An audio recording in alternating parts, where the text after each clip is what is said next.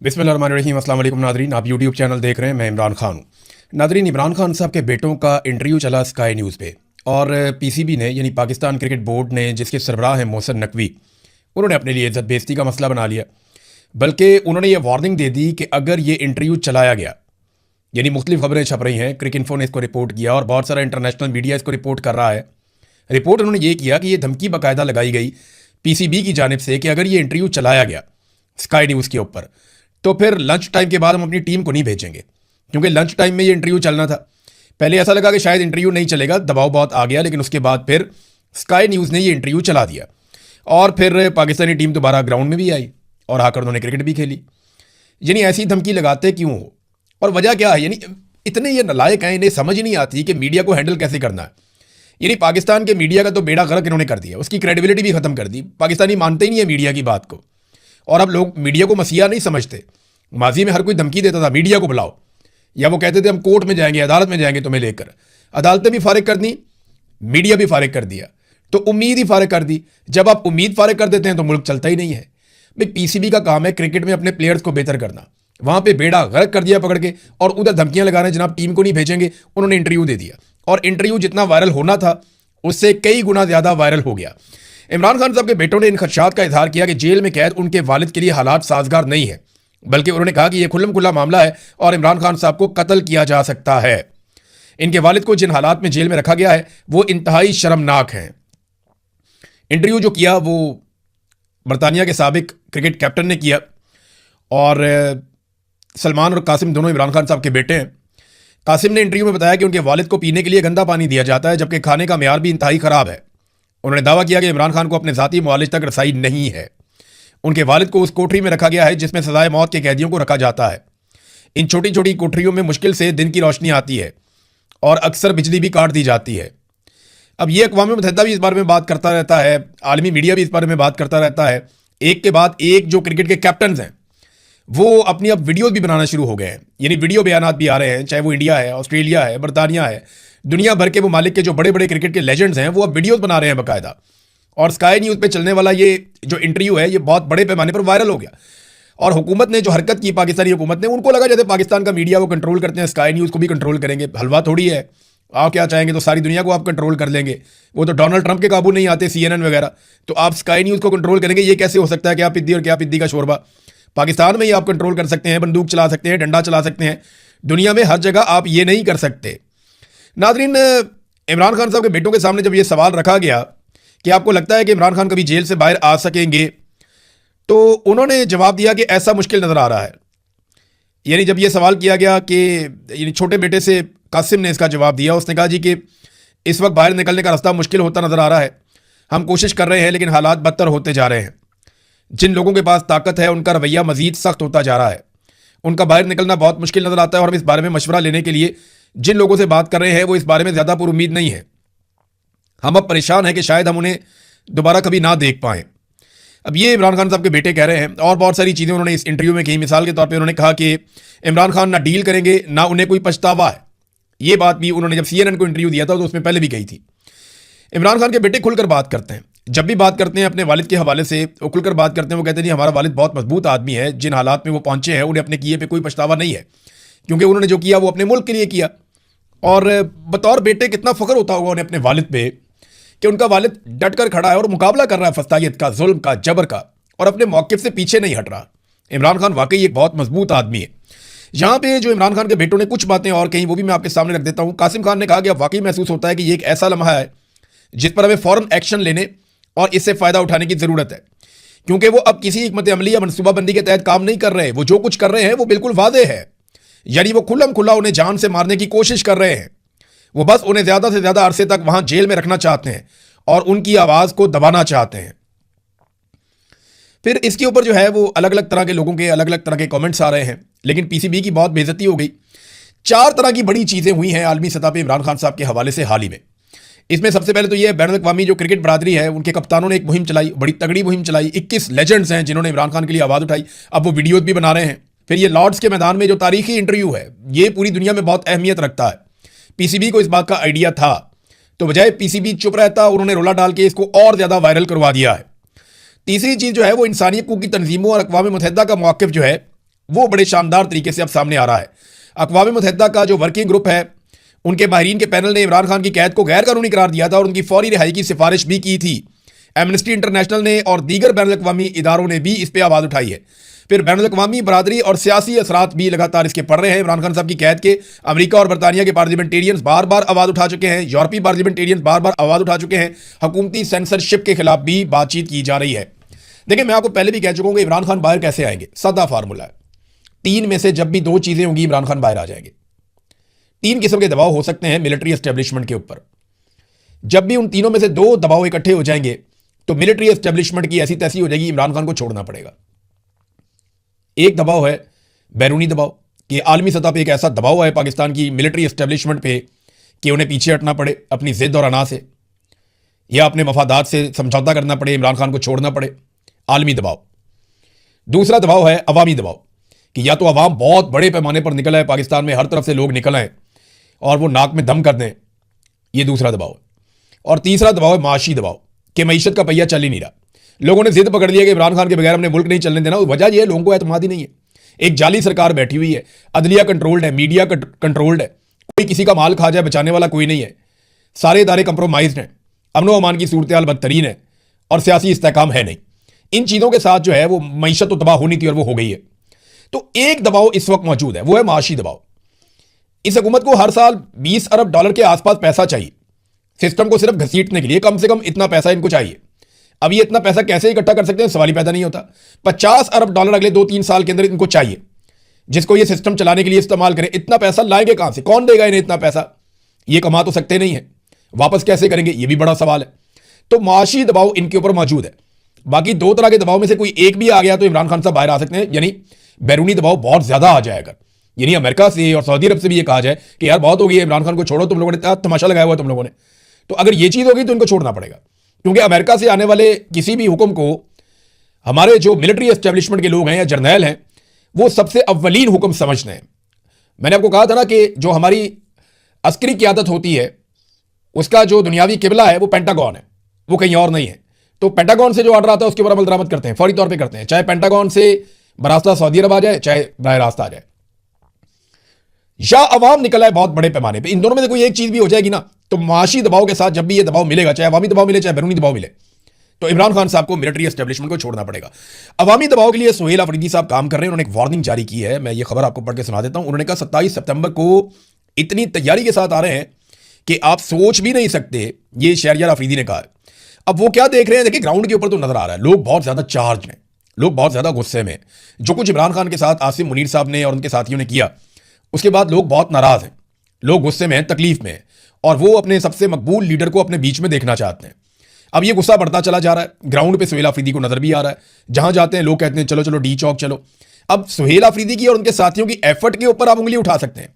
आप ये कह सकते हैं कि जो एफर्ट दरकार है ये वो एफर्ट नहीं कर रहे, प्रैक्टिकली जो चीजें करने वाली हैं ये वो नहीं कर रही है, इनका उतना तजुर्बा नहीं है, इनको उतनी समझ नहीं है, ये नए लोग हैं, इन्हें बहुत मुश्किल काम दे दिया गया है।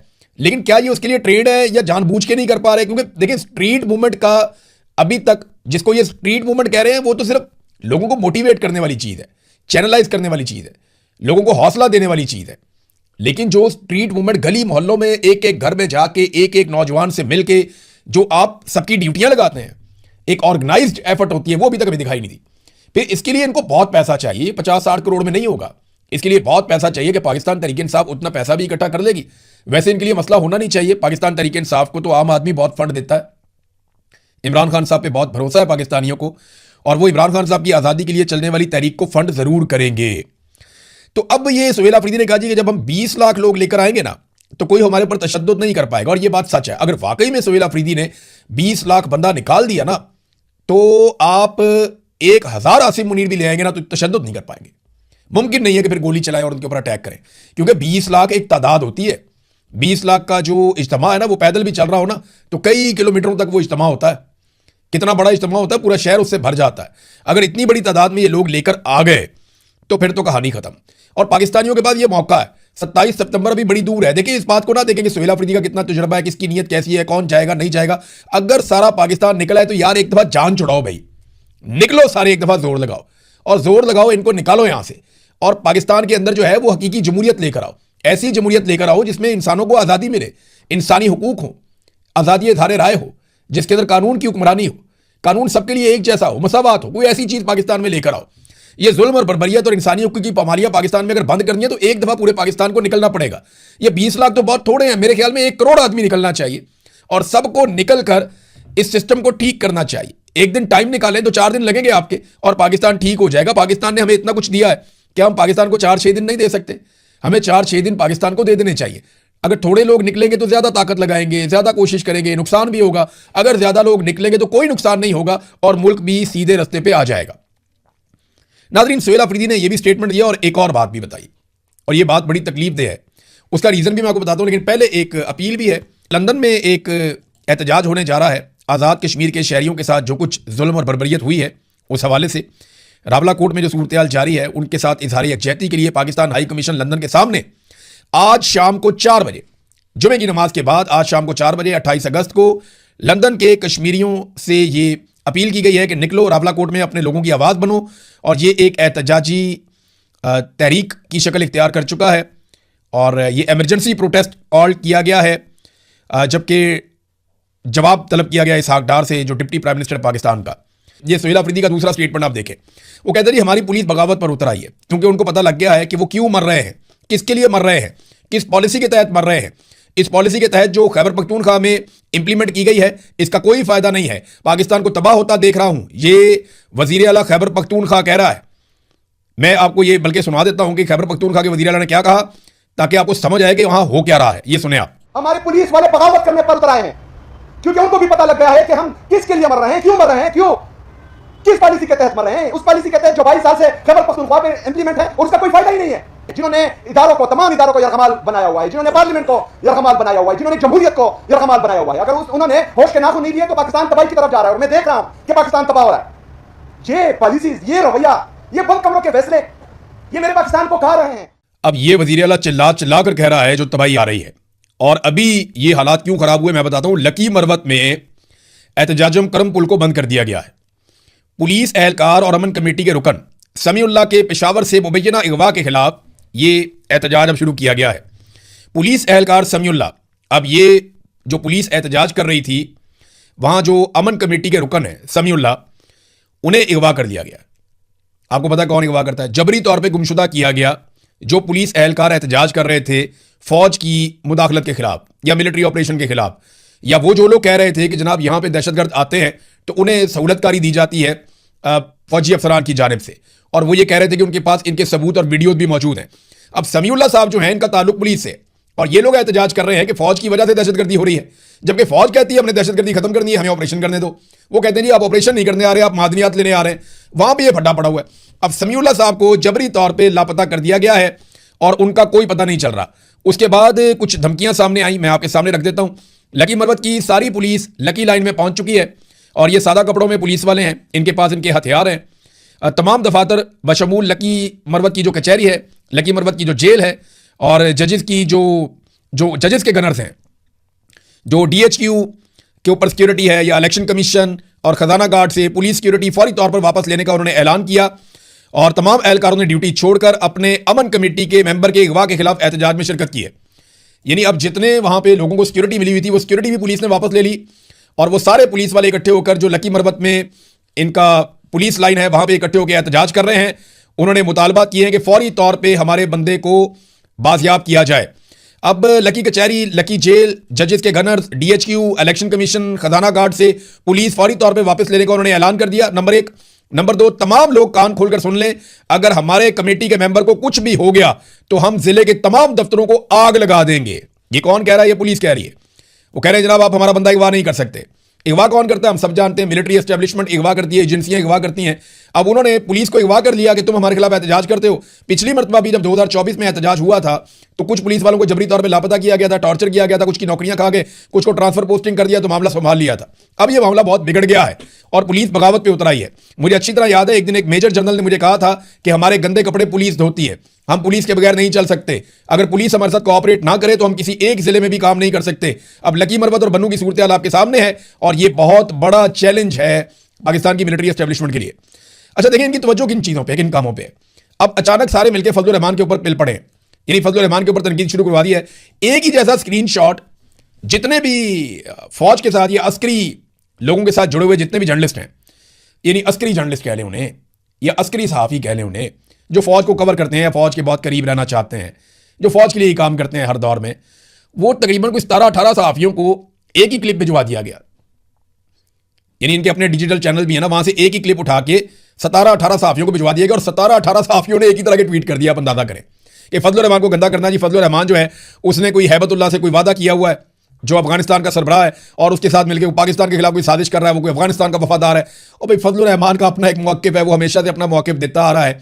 फजलुर रहमान से 100 हमारे सियासी इख्तलाफात हो सकते हैं कि फजलुर रहमान साहब हमेशा अपनी सियासत के अंदर एक गुंजाइश रखते हैं, एस्टेब्लिशमेंट के साथ भी, बाकी जमातों के साथ भी वो मिलजुल कर चलने के आदी हैं। वो खुद स्टेटस को का हिस्सा है, वो स्टेटस को के खिलाफ नहीं हो सकते। उन्हें अपने बच्चों को, भाइयों को, सबको उन्हें इक़्तिदार में रखना होता है। ये उनके प्रॉब्लम हैं, लेकिन पाकिस्तान का गद्दार तो ना कहें फजलुर रहमान को। फजलुर रहमान को भी पाकिस्तान का गद्दार करार दे दिया और मिलिट्री एस्टेब्लिशमेंट ने अपने जितने भी अस्करी जर्नलिस्ट हैं उन सारों को एक साथ फजलुर रहमान के ऊपर छोड़ दिया है।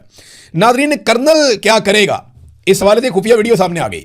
जब कर्नल और उसकी बीवी ने यूनिवर्सिटी के अंदर जाकर उछल कूद की, पहले उसकी मुबैना बीवी जो है वो वहां पे मारकुटाई करती रही, डंडे छीन के पुलिस से मारती रही, लातें मारती रही, बैरियर गिराती रही, बदतमीजी करती रही, धमकियां देती रही, स्टूडेंट्स को हरासा करती रही।